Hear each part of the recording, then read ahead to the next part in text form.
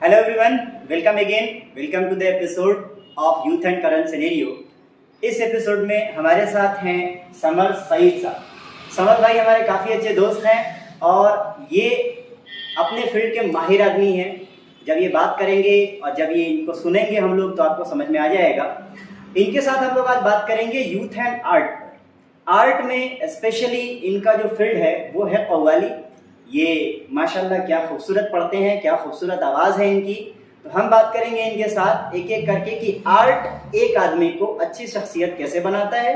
और अगर कव्वाली अगर बात की जाए तो उसके अंदर कोई शौकिया कलाम पढ़ता है या सुनता है और या फिर शौकिया से उसको प्रोफेशनल बनाना चाहता है तो कैसे जाएगा और किस तरह से जाएगा, हम समर भाई से बात करेंगे।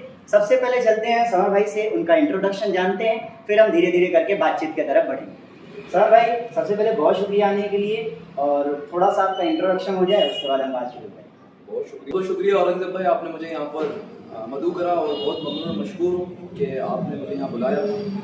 मेरा नाम समर सईद ख़ान है और मैं प्रोफेशनली कव्वाल और कव्वाली अभी कर रहा हूँ। टाइम हो गया है 1 से 1.5 साल के आसपास करते हुए और भोपाल का रहने वाला हूँ। सूफ़ी कलाम और स्पेशली कव्वाली के अंदर मेरा पेशा है जो मैं करता हूँ। जी, तो समर भाई जैसे कि हम लोग बात कर रहे थे कि एक यूथ के बारे में हम लोग बात कर रहे हैं इस पूरे एपिसोड में। अभी हम लोग एक सवाल कर किया मैंने कि यूथ और आर्ट, ये आर्ट का एक फॉर्म है, यूथ और आर्ट। तो आर्ट में अगर कोई यूथ जाता है, आर्ट से मुतासिर होता है, कला से मुतासिर होता है, तो कैसे एक शख्सियत को मोल्ड करता है आर्ट, ये मेरा सवाल है। सबसे पहले तो अगर किसी को अपने हुनर के ऊपर भरोसा है या उसको ये लगता है कि ये मेरा आर्ट है, एक होती है पसंद। जैसे आप अगर टीचिंग करते हैं या मैं कव्वाली गाता हूँ तो लोग हमको देख के मुतासिर होते हैं। तो सबसे पहले अपनी इंस्पिरेशन को ढूंढना ज़रूरी है कि आप किससे इंस्पायर हो रहे हैं। उसके बाद फिर सेकंड स्टेप ये होता है इसका कि आप उसको कितना कर रहे हो अपनी ज़ाती ज़िंदगी के अंदर। मसलन मिसाल के तौर पर लोग गाना गुनगुनाते हैं, लोग बोलते हैं मैं बाथरूम सिंगर हूँ या कुछ ऐसा। ये शौक डेवलप होता है धीरे धीरे। जब शौक डेवलप होता है इसके अंदर तो लोग उसको इंकरेज करते हैं, लोग उसकी तारीफ करते हैं और जब इंसान की तारीफ होना शुरू हो जाती है तो उसको लगता है कि नहीं मेरे अंदर ये आर्ट है जिसको मैं डेवलप कर सकता हूँ। तो फिर वो फाइनली उस तरफ बढ़ता है जिस तरफ उसका रुझान ज़्यादा हो जाता है उस चीज़ की तरफ। और फिर उसके बाद धीरे धीरे करके उसको लगता है कि हाँ ये आर्ट मेरे लिए ही बना है। क्योंकि फनकार जो होता है वो फनकार पैदाइशी होता है। अगर उसको ये पता है कि मेरे अंदर एक फ़न है और मेरे अंदर एक कला है जिसको मुझे लोगों को दिखाना है तो वो अपने अंदर से उस चीज़ को निकाल कर लेकर आता है। और जब लोगों की तारीफ वो सुनता है और जब खुद को उसको लगता है कि हाँ मैं कुछ अच्छा कर रहा हूँ तो उसकी तरफ मेहनत करता है। मेहनत करते करते फिर वो उसका आर्ट बन जाता है जिसको वो लोगों को दिखाता है, फिर लोग उसको समझते हैं। मसलन कॉमेडी है, कव्वाली है, सिंगिंग है, पोइट्री है, शायरी, ये दुनिया भर की जितने भी इसमें कलाबाजी है ये सब अपने अपने तरह से इस चीज़ को बताते हैं। और फिर करते करते आदमी उस मुकाम पर पहुंच जाता है कि उसको धीरे धीरे पूरी दुनिया जानने लगती है तो उसका मर्तबा बढ़ता रहता है। मसलन बस बात इतनी है कि कोई भी आर्टिस्ट अगर अपनी आर्ट को कंटिन्यू कर रहा है तो उस पर मेहनत बहुत ज़्यादा लगती है। तो बिना मेहनत के ये चीज़ बड़ी मुश्किल है। सही बात है। तो जैसे कि समर भाई बता रहे थे कि आर्ट बड़ी मुश्किल से आती है और दूसरी बात जो इन्होंने बताई उससे मैं भी इत्तेफाक रखता हूँ कि आर्ट अगर आपके अंदर है तो है, आर्ट आपके अंदर है, बस उसको पहचानने की ज़रूरत है। आपके अंदर कौन सी आर्ट है आप पहचानिए और फिर उसको लेकर के आगे बढ़िए। चलिए आगे अगले सवाल की तरफ बढ़ते हैं हम लोग और जानते हैं कि अगर कोई शौकिया, जैसे आपने बताया कि आपका हुनर जो है वो कव्वाली है, तो अगर कोई शौकिया सुनता है या लिखता है या पढ़ता है, गाता है, तो उस शौक को आदमी कहाँ से तक लेके जा सकता है। और अगर कव्वाली की बात करें, आप जिस प्रोफेशन में हैं, कि कव्वाली को आदमी शौकिया कितना कहाँ से कहाँ तक लेके जा सकता है। पढ़ता है अगर कोई कव्वाली गाता है तो उसको एज अ शौक, उसको एज अ पैशन उसको कहाँ तक लेके जा सकता है, और एज अ प्रोफेशनल अगर उसको करना चाहे तो उसको कहाँ तक लेके जाया जा सकता है और कैसे। देखिए आपको पहले एक छोटा सा इंट्रोडक्शन दे देता हूँ कव्वाली का। ये कव्वाली कहते किसको और सूफीज़म, इतना सूफीज़म जो आजकल चल रहा है उसको लोग क्या समझते हैं और इसका असल मकसद क्या है। सूफीज़म का असल मकसद तो ये है कि वो आपको अपने इलाही से कनेक्ट करता है, जोड़ता है। अशार वही लिए जाते हैं जिसके अंदर रूहानियत होती है और इश्क़ इलाही होता है। तो जो भी अशार आप कह रहे हैं वो खालिश आपके रब के लिए हों, और आपकी कनेक्टिविटी उस तरह की होती है, जब आपकी बॉडी लैंग्वेज से वो चीज़ निकलती है, सामने वाला उसको देखता है तो बहुत जल्दी आपसे कनेक्ट करता है। कव्वाली की जो स्टार्टिंग हुई वो छोटा सा इंट्रोडक्शन मैं कव्वाली का दे देता हूँ यहाँ पर, कि जो कव्वाली की स्टार्टिंग हुई वो हज़रत अमीर खुसरो रहमतुल्लाह अलैह ने करी, और आप निज़ामुद्दीन औलिया के शागिर्द ख़ास थे। आपने वहाँ से कव्वाली शुरू करी और आपके काफ़ी मशहूर कलाम जैसे छाप तिलक और ज़ेहाल मिस्कीन, इस तरह के बहुत सारे कलाम आपने दिए। और उसके बाद इन्होंने चौकी दी कव्वाली की, उसमें 4 लोग, 8 लोग और 16 ऐसे करते करते लोग आगे बढ़ते गए। तो सवाल मेरा ये था कि कोई अगर कव्वाली शौकिया शुरू करना चाहता है तो वो कहाँ तक और कैसे कर सकता है? देखिए, अगर किसी को कव्वाली शौकिया शुरू करनी है तो पहले तो उसका शौक़ होना चाहिए उस तरफ कि वो कितना सुनता है उसको, और सुनते सुनते ही शौक़ बढ़ता है। जैसे आप किसी को देखते हैं वो पेंटर है तो वो शायद पेंटिंग देखकर उतना इंस्पायर होता है कि नहीं मैं बना सकता हूँ इस चीज़ को। ऐसे कव्वाली के अंदर भी और किसी भी सिंगिंग के माशरे के अंदर अगर आपको जाना है तो आपको उसको सुनना होता है। जब आप उनको सुनते हैं और सुनने के बाद जब आपको वो चीज़ याद होती है, फिर आप उसकी तरफ बढ़ते हो, फिर आप गुनगुनाते हो, फिर आप धीरे धीरे उसको, आपका जो शौक़ है वो डेवलप होता है, और डेवलप होने के बाद वो चीज़ आपकी निकल कर बाहर आती है।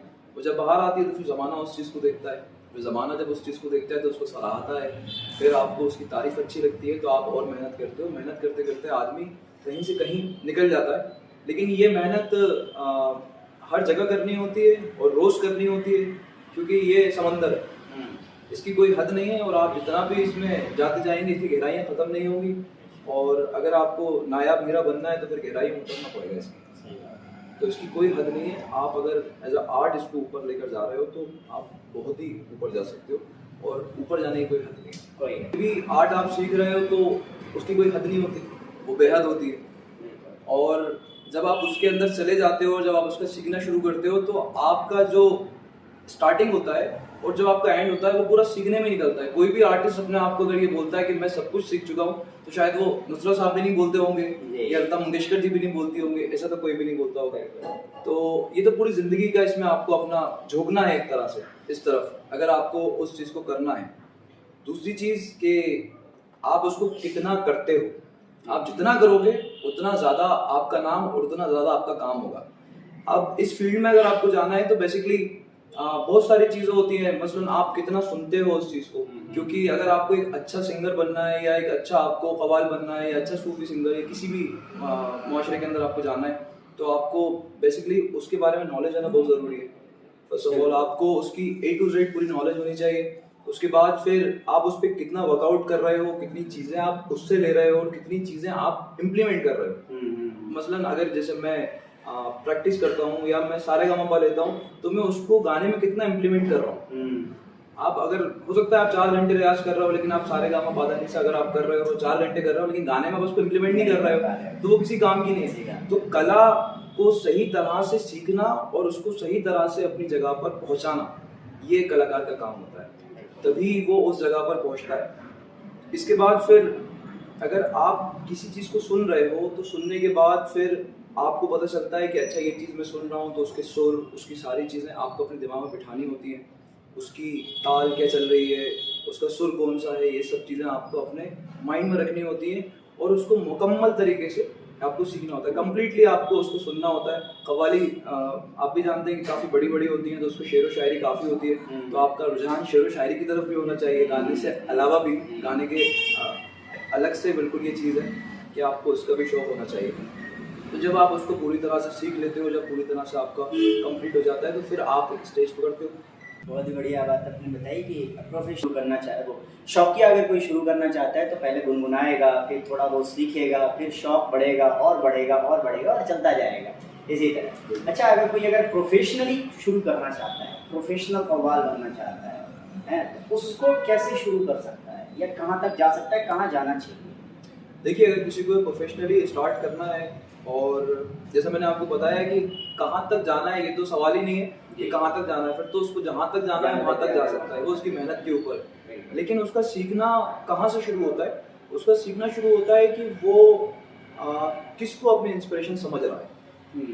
मिसाल के तौर पर अगर आप नुसरत साहब को ले लीजिए या उस्ताद गुलाम फरीद साहब को ले लीजिए, इनकी कव्वालियाँ बहुत मशहूर हैं, लोग इन्हीं को ज़्यादा सुनते हैं। फिर ये चीज़ आपके अंदर जब आ जाती है और आप इन चीज़ों को सुनना शुरू करते हैं तो आपको सबसे पहले उस्ताद को ढूंढना पड़ता है। आपका एक टीचर बहुत ज़रूरी है इस चीज़, जो आपको सही राह दिखाए, और जब आप उस राह पर पहुँच जाते हो फिर आपकी मेहनत जो है वो असल शुरू होती है। और प्रोफेशनली अगर आपको जाना है कव्वाली के अंदर तो इसमें बड़ा मसला ये है कि आप नॉर्मल सारे जो गाने होते हैं वो आप गले से गा सकते हो, लेकिन आप किसी उस्ताद के पास जाओगे तो अगर आप उससे बोलते हो ये चीज़ कि मुझे कव्वाली सीखनी है और मुझे ऐसा सूफीज़म में कुछ करना है, तो वो आपसे कहेगा कि तुम्हारा गला काम नहीं करेगा, यहाँ तुम्हारा पेट काम करेगा, क्योंकि तुमको पेट से गाना।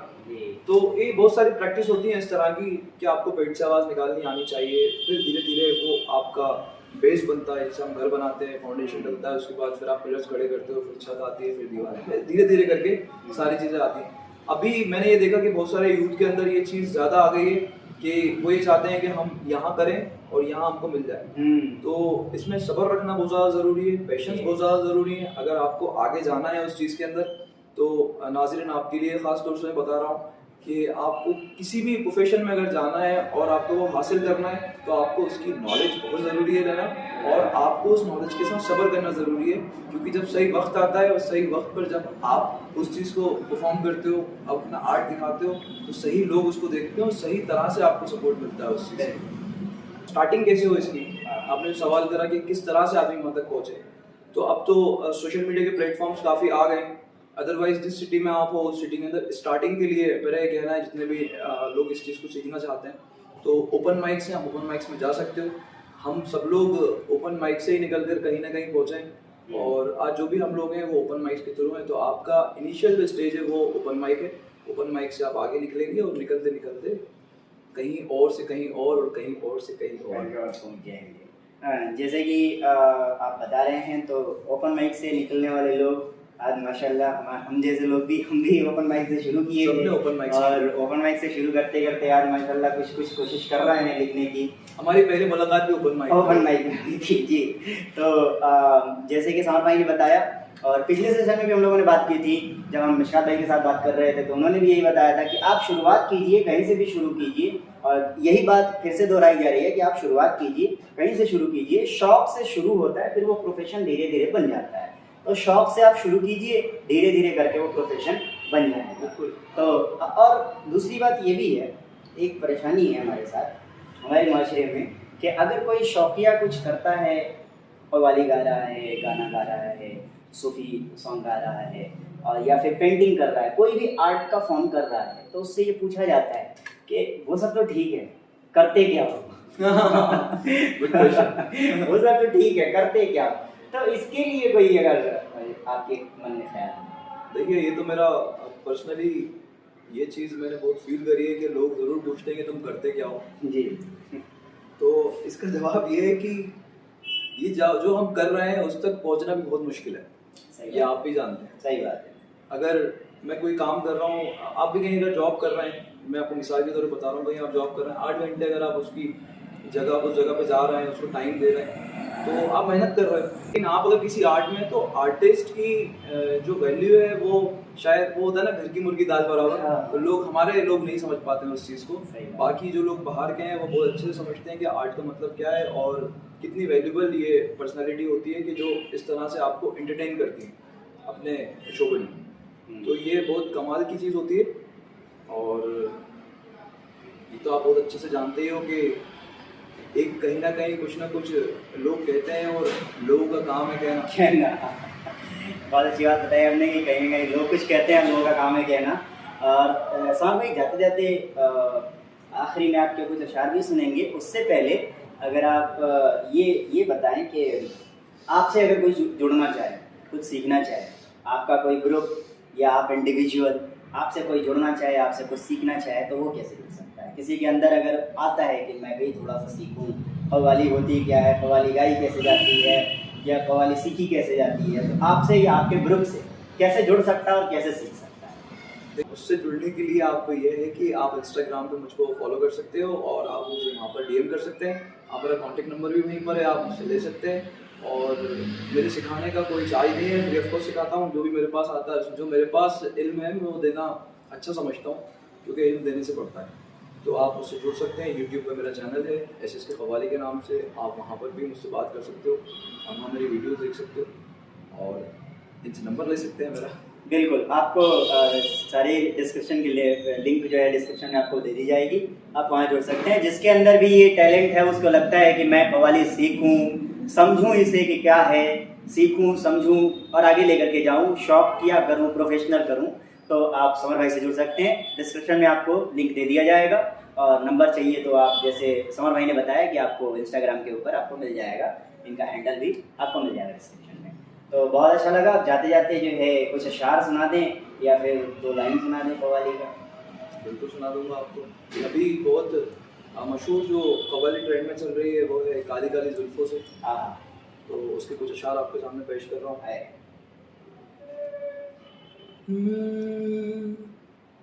हुस्न वाले वफा नहीं करते, इश्क वाले दगा नहीं करते, जुल्म ढाना तो इनकी आदत है, ये किसी का भला नहीं करते। भूल हो जाती है यूं तेश में आया न करो, फासले खत्म करो, बात बढ़ाया न करो, ये इशारे ये निगाहें ये अदाएं तौबा, इन शराबों को सरेआम लुटाया न करो। रात गहरी है तो कुछ और हंसी होती है, साया जुल्फ को चेहरे से हटाया न करो, काली काली जुल्फों के फंदे न डालो, हमें जिंदा रहने दो ए हुस्न वालों, काली काली जुल्फों के फंदे न डालो, हमें जिंदा रहने दो ए हुस्न वालों, काली काली जुल्फों के। बहुत बहुत बढ़िया, बहुत खूब, माशाल्लाह, आपकी आवाज़ बहुत खूब। तो ये थे हमारे समर सईद भाई, जो कि आपसे बहुत सारी कीमती बातें कर रहे थे। इनका हम शुक्रिया अदा करना चाहेंगे कि एक बात के कहने पर इन्होंने अपना वक्त दे दिया और माशाल्लाह आकर के बहुत सारी कीमती बातें बताई। तो उम्मीद है कि आपको ये सेशन पसंद आया होगा और उम्मीद है कि आप जो है इससे बहुत सारी चीज़ें सीखे होंगे। अब हम मिलते हैं किसी अगले एपिसोड में किसी अगले यूथ के साथ जो अपने फील्ड में बहुत कुछ कर रहा है या करना चाहता है या कर रही है या करना चाहती है, उसके साथ मिलेंगे। और तब तक के लिए आप लोग हमारे साथ जुड़े रहिए। मिलते हैं फिर अगले एपिसोड में। Good bye.